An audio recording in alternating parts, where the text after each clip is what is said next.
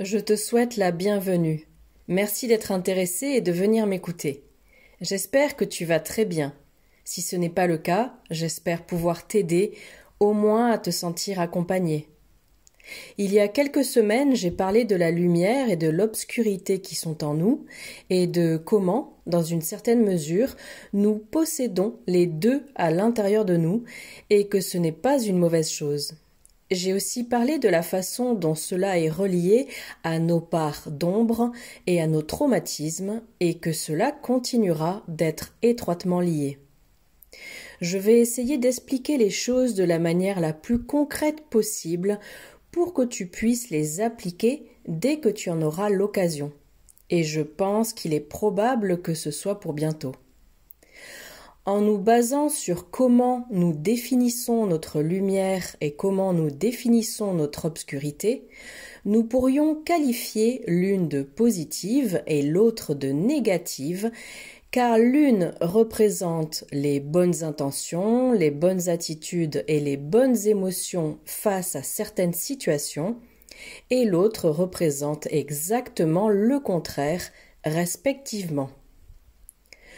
Cependant, la dernière fois, nous avons parlé du fait de porter ce masque ou cette carapace qui, depuis l'extérieur, pourrait paraître obscure, alors qu'en réalité, elle ne sert qu'à se défendre soi-même avec sagesse, ingéniosité et sans devenir irrespectueux. Parce que le fait d'être un être de lumière n'implique pas de renoncer à se protéger face aux attaques ou aux parts d'ombre des autres. Alors, comment mettre en valeur la lumière qui est en toi quand le monde dans lequel tu vis tend à l'hostilité? Bon, être la meilleure version de toi-même n'implique pas forcément de t'exposer au danger. Comme le disait Marie dans l'une de ses dernières vidéos, il est souvent préférable de garder un certain degré de mystère ou de prudence pour ta propre sécurité. On peut faire ça, bien sûr. Il n'y a jamais un seul chemin possible. Par contre, je pense que cela comporte toujours un processus qui commence par le fait de te connaître à 100%. Et pour te connaître à 100%, tu dois repérer tes parts d'ombre, identifier les choses qui te dérangent, qui te provoquent du mal-être et des problèmes, et qui te font souffrir, puis chercher d'où ça vient et pourquoi c'est là. Parfois, c'est très difficile à trouver, parce que nous avons tendance à enfouir ces choses en nous comme un mécanisme de défense. Mais tu ne dois jamais abandonner ou te résigner à dire « Je ne trouve pas, je ne sais pas, c'est très difficile, comment le saurais-je? Je ne peux pas, je ne suis pas capable. » Parce que dans la plupart des cas, tu auras tendance à penser ça et à abandonner. Tu dois continuer et être aussi honnête que possible envers toi-même. Sois courageux. Aie le courage d'être objectif et cohérent et d'utiliser la logique pour répondre à tes questions. Surtout quand tu auras trouvé d'où vient cette part d'ombre, parce que là, tu devras avoir le courage de l'accepter, de savoir qu'elle est là et que ce n'est pas grave. Tu es humain, sois tranquille, tout va bien. Une fois arrivé à ce stade, et en fonction de quoi il s'agit, tu dois évaluer si tu es en mesure de changer ces choses et si tu souhaites les changer ou pas. Tu dois penser aux conséquences de ta décision, puis tu dois apprendre à accepter et à intégrer réellement la situation qui en résultera et les réponses que tu trouveras. L'objectif est d'effectuer ce processus difficile et qui prend beaucoup de temps pour chacune de ces choses qui te dérangent ou te font souffrir d'une quelconque façon. Si je devais te donner une clé magique pour rendre ce processus plus facile, ce seraient deux choses importantes. D'une part, l'objectivité. Être totalement objectif, rationnel, logique et sincère par rapport aux questions que tu te poses et aux réponses que tu te donnes lorsque tu analyses des émotions ou des situations que tu vis. Deuxièmement, mais c'est tout aussi important, la compréhension. Être compréhensif envers toi-même. Bien sûr qu'il nous faut reconnaître ce que nous avons mal fait, mais il nous faut aussi réfléchir et comprendre pourquoi nous l'avons fait, précisément pour ne pas le reproduire. Cela ne veut pas dire que tout est justifié, mais que tu dois apprendre à lâcher ce karma et ces regrets si tu veux vraiment changer, t'améliorer, te comprendre et être cette personne qui a besoin précisément de l'enfant qui pleure à l'intérieur d'elle et dont nous avons parlé dans la vidéo précédente. Tout cela est relié à plusieurs sujets que j'aimerais aborder à l'avenir. Par exemple, comment se connecter avec cet enfant intérieur, comment libérer ce karma et l'importance des mots que tu utilises pour faire référence à toi-même et aux situations que tu vis. Des sujets qui te permettront de ne pas te consumer dans ta propre obscurité. Et ça, ce n'était que la première étape pour pouvoir développer ta lumière ou plus précisément pour aspirer à devenir la meilleure version de toi-même. Avais-tu déjà oublié de quoi je voulais parler ? Cette partie est la plus compliquée et requiert énormément de courage. Une fois ce processus surmonté, tu dois aussi apprendre à reconnaître ce qui est bon en toi. C'est très important parce que c'est précisément ça que tu veux renforcer.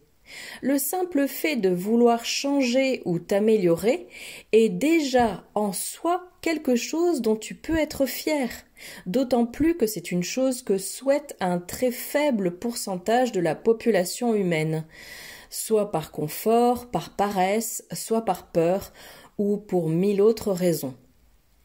Pour être tout à fait honnête, je pense que c'est surtout par confort que l'on pointe du doigt l'extérieur et que l'on ne regarde pas à l'intérieur de soi. Tout ce qui peut te rendre gentil, honnête, généreux, honorable, bienveillant, humble ou quoi que ce soit d'autre de ce genre doit te rendre fier. Il en va de même pour tes compétences. Tout ce en quoi tu es bon, habile, cultivé, doit te rendre fier, bien sûr sans tomber dans l'ego ou dans la mégalomanie, en étant toujours prêt à accepter tes erreurs et dans l'envie d'apprendre pour ne pas te tromper la prochaine fois. Et chaque fois que tu fais une erreur, tu grandis. Une nouvelle perspective est toujours la bienvenue pour expanser encore plus ta compréhension de n'importe quelle réalité, mais aussi en te tenant prêt à accepter sans aucune peur tout ce dans quoi tu te sais ignorant. Que va-t-il se passer ? On va te juger. Pourtant, n'est-ce pas en demandant que l'on apprend de nouvelles choses ? Et la prochaine fois, tu en sauras un peu plus. D'ailleurs, le simple fait d'être capable d'accepter tes erreurs et tes ignorances est aussi quelque chose dont tu peux être fier. Tout le monde cherche à avoir raison et aime avoir l'air d'être celui qui sait tout. Mais dans quel but ? En quoi cela peut les faire grandir ? Qui grandit le plus dans tout ça ? Une fois que tu as reconnu et résolu ou intégré tes parts d'ombre, que tu es conscient de tes vertus et que tu les fais briller quand l'occasion le demande, et que tu n'as plus peur de te montrer ignorant ou incapable dans le but de continuer à apprendre, alors tu pourras aider d'autres personnes de la meilleure des façons. Parce que tu le feras en connaissance de cause, en sachant que tu peux leur être utile, en étant totalement honnête. Pour aider à améliorer le monde autour de toi, tu dois d'abord t'aider toi-même et travailler sur toi. Cependant, je te préviens que seul celui qui est prêt à coopérer peut être aidé. Mais tout cela ne résout pas le problème de l'hostilité d'un monde où il n'est pas souhaitable d'être juste un petit lapin blanc de lumière totalement inoffensif. Malheureusement, tu dois être vigilant et ne pas te laisser manipuler ou marcher sur les pieds par les autres. Tu dois maintenir la tête haute et rester digne lorsque cela est nécessaire, avec classe et respect. Et encore une fois, sans tomber dans l'ego. Et ici, je me réfère à la connotation négative de l'ego. Par exemple, si tu choisis de te montrer tel que tu es à une personne et que cette personne retourne cela contre toi d'une manière ou d'une autre, ne le regrette pas. Fais preuve de discernement, choisis les personnes à qui tu te montres tel que tu es et la partie de toi que tu révèles. Et s'il s'avère ensuite que tu t'es trompé, ce n'est pas ta faute, ce n'est pas toi qui fais quelque chose de mal. Tu peux te retirer avec dignité et classe et suivre ton chemin. N'offre plus de ton temps, ni plus rien de toi à ceux qui ne l'apprécient pas ou ne le méritent pas. Comme je l'ai dit précédemment, ils vont probablement essayer de te faire sentir mal à ce sujet, mais tu utiliseras ton intelligence pour te protéger. Et, en réalité, bien que ça ait l'air plus intéressant de dire que tu te sers de l'obscurité pour te protéger, il ne s'agit pas de cela, parce que tu ne fais rien de mal. En fait, tu es seulement en train d'agir de manière juste. Parfois, nous pouvons clairement discerner une part d'ombre chez une personne à laquelle nous tenons et que nous aimons. Le fait de voir l'obscurité chez quelqu'un qui compte pour nous peut devenir embêtant, frustrant et très douloureux. Tu devras avoir la sagesse nécessaire pour savoir si tu dois le lui dire, l'aider à détecter cette part d'ombre et l'accompagner dans son processus pour la surmonter, ou si tu laisses cette personne finir elle-même par se prendre le mur qui pourrait la faire se réveiller. Tout cela à condition de ne pas franchir la ligne du manque de respect, bien sûr. N'oublie pas de prendre soin de toi. Et surtout, n'exige pas que tout le monde soit comme toi tu penses que c'est juste.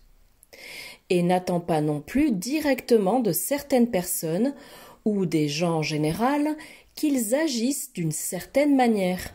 Accepte l'obscurité chez ceux qui ne veulent pas la libérer et continue de travailler sur toi. Nous définissons l'obscurité comme négative et la lumière comme positive. Cependant, il y a des moments où l'une protège l'autre. Parfois, une personne avec des intentions totalement obscures se cachera sous un masque de lumière pour qu'on l'aide à avancer vers son sinistre objectif.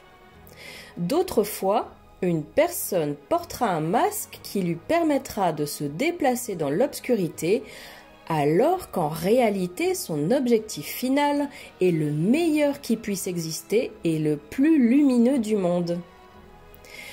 Tout cela sonne très dualiste, mais je considère que ça peut très bien aider à comprendre certaines choses de soi-même et surtout à intégrer tout ce que l'on est. Utilise ces informations à bon escient. Pour moi, cela correspond littéralement à apprendre à vivre. J'espère te revoir bientôt. Je te salue et te souhaite bon courage. Zaël de Héra.